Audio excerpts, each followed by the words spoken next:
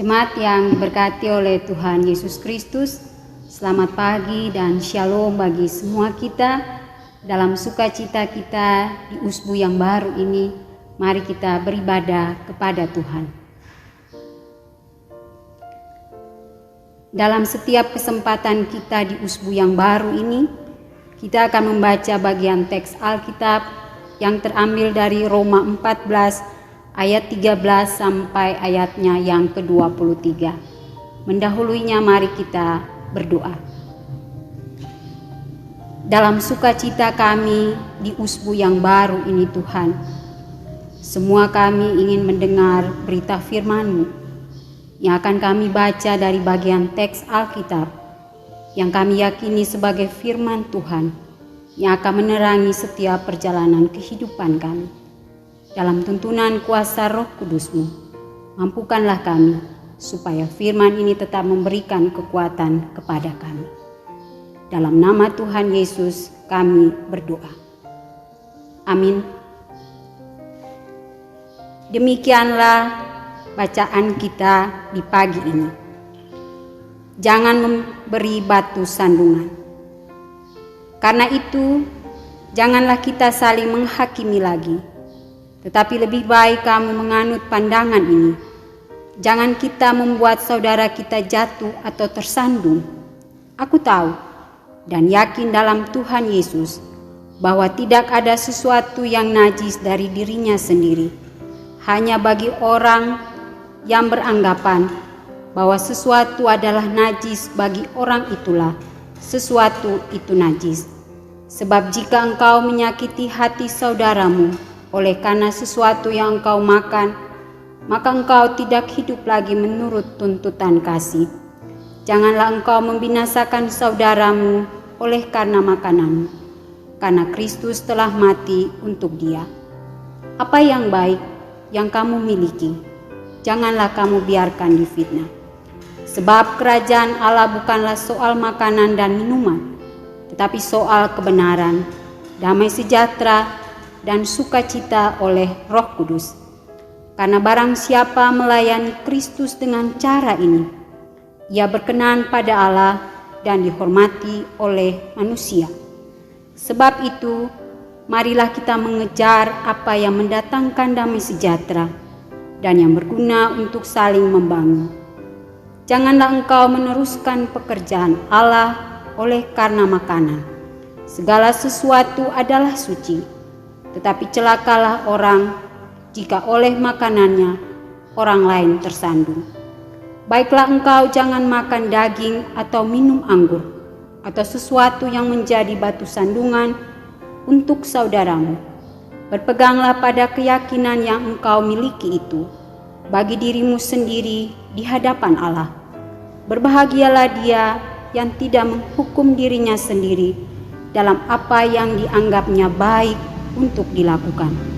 Tetapi barang siapa yang bimbang, kalau ia makan, ia telah dihukum, karena ia tidak melakukannya berdasarkan iman, dan segala sesuatu yang tidak berdasarkan iman adalah dosa.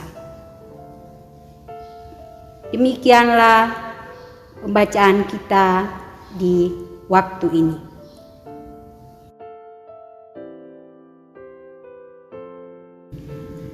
Jemaat yang diberkati oleh Tuhan Yesus Kristus, di usbu yang baru ini semua kita menyadari bahwa perjalanan waktu kita sampai saat ini itu bukan karena kekuatan kita, tetapi semua yang terjadi di dalam hidup ini adalah karena cinta kasih Tuhan yang tidak pernah berkeputusan itu di dalam hidup kita. Sepanjang perjalanan kehidupan kita, banyak hal yang kita pelajari di dalam hidup ini. Hal-hal yang membuat kita selalu bersukacita. Tetapi ada hal-hal buruk juga yang terjadi di dalam hidup ini.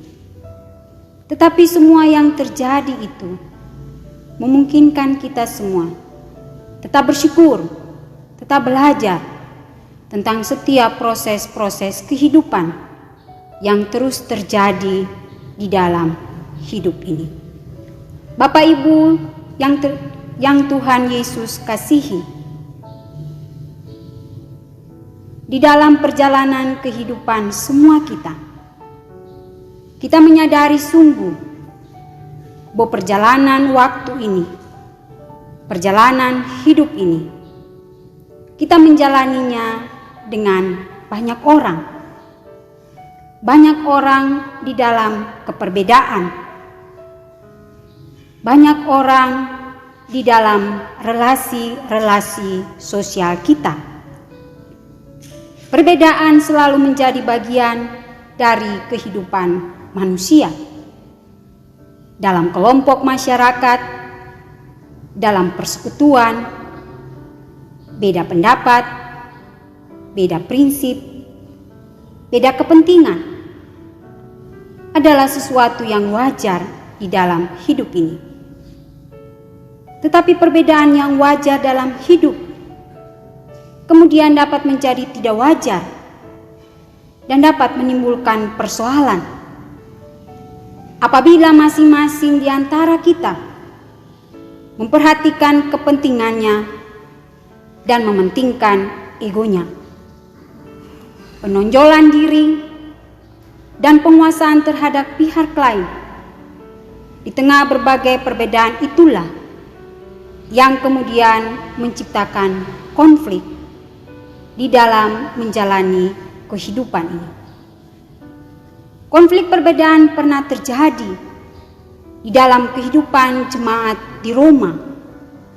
Dalam bacaan kita Roma 14 ayat 13 sampai ayatnya yang ke-23. Dijelaskan bahwa ada kelompok Kristen asal Yahudi yang sudah percaya kepada Kristus, mematuhi seluruh peraturan hukum Taurat dan adat istiadat Yahudi. Mereka menjalankan peraturan soal makanan yang halal dan makanan yang haram dan tidak harus dikonsumsi. Masih merayakan hari-hari tertentu, hari Sabat, dan hari-hari yang kemudian dianggap penting di dalam budaya mereka. Lalu ada kelompok non-Yahudi. Mereka juga percaya kepada Kristus, tetapi mereka bertumbuh di dalam tradisi Yahudi yang tidak terikat pada aturan tentang makan dan minum, serta hari-hari tertentu. Kedua kelompok ini kemudian saling menghina, saling menghakimi, dan karena itu soal makanan membuat mereka selalu berseteru, dan kasih yang selama ini dibangun di antara mereka seakan-akan menjadi kasih yang hanya pura-pura. Jemaat yang terkasih di dalam Tuhan Yesus Kristus, persoalan inilah yang membuat Paulus menasehati jemaatnya untuk hidup bersama di dalam kerukunan dan kasih. Paulus menegur jemaat di Roma, janganlah saling membinasakan. Karena soal makanan, jangan menyakiti hati saudaramu. Jangan menjadi batu sandungan bagi saudaramu. Karena perbedaan-perbedaan yang ada, perbedaan-perbedaan yang diciptakan karena tradisi. Paulus kemudian menegaskan bahwa kerajaan Allah bukanlah soal makanan. Kerajaan Allah bukanlah soal minuman. Tetapi kerajaan Allah adalah soal kebenaran, soal damai sejahtera dan sukacita oleh Roh Kudus.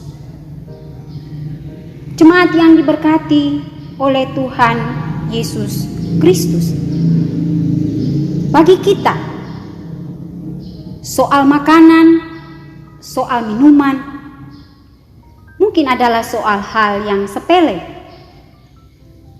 Tetapi bagi Paulus, dalam konteks orang-orang di Roma, menjadi sesuatu yang bukan sepele. Sebab keperbedaan itu, menurut Paulus, sudah merusak pekerjaan Allah. Karena itu Paulus mengajak jemaat untuk mengejar apa yang mendatangkan damai sejahtera dan hal-hal yang berguna untuk saling membangun dan tidak menjadi batu sandungan bagi orang lain. Bapak Ibu jemaat yang diberkati oleh Tuhan Yesus Kristus, konteks kehidupan jemaat di Roma juga tidak beda jauh dengan konteks kehidupan orang-orang Kristen kekinian. Kita hidup di dalam keperbedaan di berbagai tempat dalam ruang-ruang publik kita. Keperbedaan itu selalu ada dan selalu mewarnai dinamika kehidupan ini. Persoalannya bagi kita, apakah perbedaan itu kemudian bisa diterima dan menjadi sebuah kekuatan besar kita untuk tetap menjaga nilai-nilai kehidupan?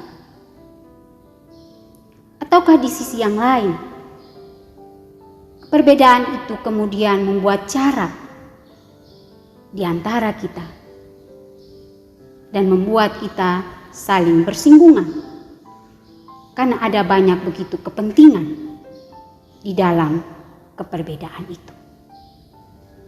Jemaat yang diberkati oleh Tuhan Yesus Kristus, bagian teks Alkitab ini tetap memberikan kekuatan kepada kita menjalani hari-hari hidup dalam kekinian kita, dalam setiap perubahan dalam hidup ini. Apakah kita tetap memegang nilai-nilai kebersamaan ini sebagai kekuatan? Kekuatan yang membangun dan bukan kekuatan yang menghancurkan. Bukan kekuatan yang menghakimi satu dengan yang lain. Apakah hanya soal keperbedaan seperti yang terjadi dalam konteks jemaat di Roma? Soal makanan, soal minuman, soal hari-hari tertentu, kemudian membuat mereka menjadi orang-orang yang tidak saling menghargai. Hidup ini terlalu penting untuk kemudian membuat kita tidak menjaga dan membangun kebersamaan itu dalam cinta kasih Tuhan yang terus dinyatakan di dalam hidup kita. Apa untungnya bagi kita untuk menghakimi orang dalam kebiasaan-kebiasaan mereka? Apa untung bagi kita menghakimi orang dalam kebenaran yang mereka yakini? Apa untung bagi kita ketika kita semua tidak belajar dimanapun kita berada untuk selalu membawa kedamaian itu di dalam seluruh kehidupan kita? Dan karena itu, apa yang dikatakan oleh Paulus, janganlah merusak pekerjaan Allah hanya karena soal makanan dan hanya soal minuman. Tetapi baiklah kita belajar untuk melakukan kebenaran, kebaikan, dalam cinta kasih yang membawa kedamaian itu bagi kita. Tentunya kita tidak mampu melakukannya. Dan karena itu mintalah tuntunan kuasa Roh Kudus supaya kita dimampukan, kita dilayakkan untuk melakukan semuanya. Bapak, Ibu, saudara-saudara jemaat yang diberkati oleh Tuhan Yesus Kristus. Bicara soal kebenaran. Dalam setiap perjumpaan kehidupan ini, masing-masing orang akan menilai tentang kadar kebenarannya. Dan itu menjadi bagian dari sesuatu yang dia pegang dan dia yakini. Tapi kebenaran yang kita yakini tidak lalu membuat kita menghakimi orang lain dengan kebenaran yang juga mereka yakini. Kebenaran itu, Bapak, Ibu, saudara-saudara, harus menjadi sesuatu hal yang menjadi profil hidup kita. Kebenaran itu harus bisa dinyatakan, bukan saja soal kata-kata, tetapi soal sikap kita dalam membangun relasi-relasi kita dengan setiap orang yang kita jumpai di luar sana.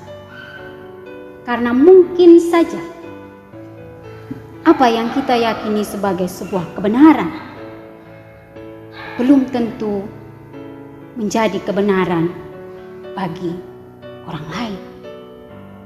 Dan karena itu kita belajar untuk menerima keperbedaan dalam kebenaran, dalam cinta kasih Tuhan. Bapak, Ibu, saudara-saudara jemaat yang diberkati oleh Tuhan Yesus Kristus, ketika kita belajar untuk melakukan kebenaran, tapi jangan juga kita lupa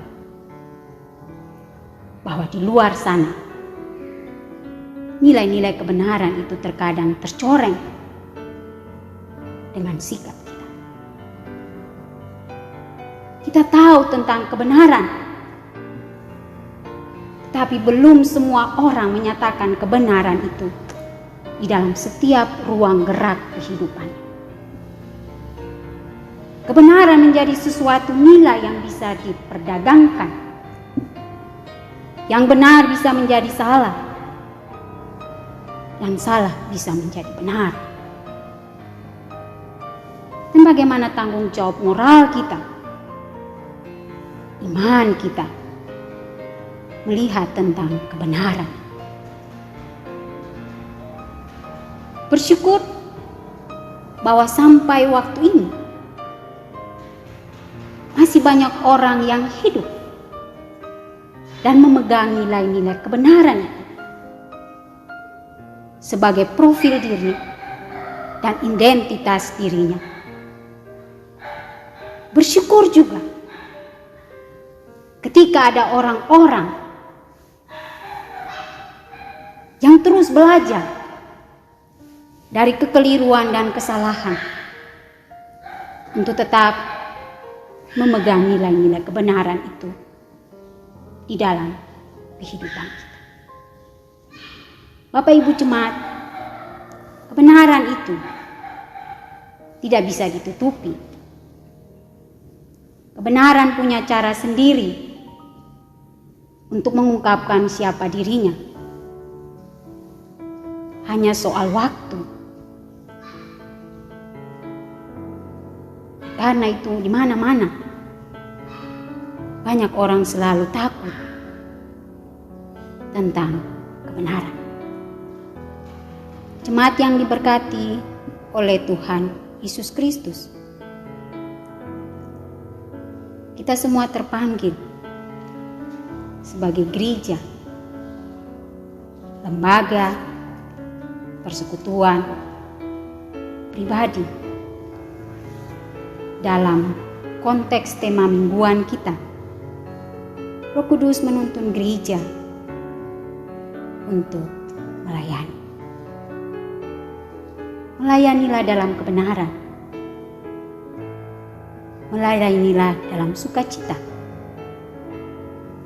Melayanilah di dalam mengasihi satu dengan yang lain. Jangan karena keperbedaan kita tidak bisa melakukan perkara-perkara yang Allah titipkan di dalam hidup kita. Teruslah melakukan kebaikan-kebaikan itu di sepanjang sejarah perjalanan kehidupan kita.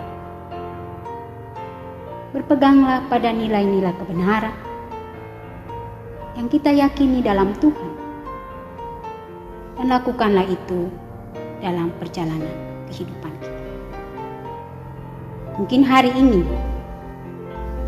kita belum bisa melakukannya, tapi sepanjang Tuhan memberikan kesempatan menjalani hidup di dunia ini, maka sepanjang itulah Roh Kudus akan menuntun kita untuk melakukan yang baik, sehingga hidup ini akan tetap memberikan warna. Hidup ini akan terus menjadi berkat bagi kita dan bagi setiap orang yang kita jumpai di luar sana. Tuhan Yesus memberkati semua kita memasuki usbu yang baru ini dalam tuntunan kuasa Roh Kudus, untuk selalu menjadi pribadi-pribadi yang tidak menjadi batu sandungan, yang tidak menghakimi, tetapi menjadi pribadi-pribadi yang ada di dalam sukacita dan melakukan kebenaran yang Allah inginkan di dalam hidup kita. Amin.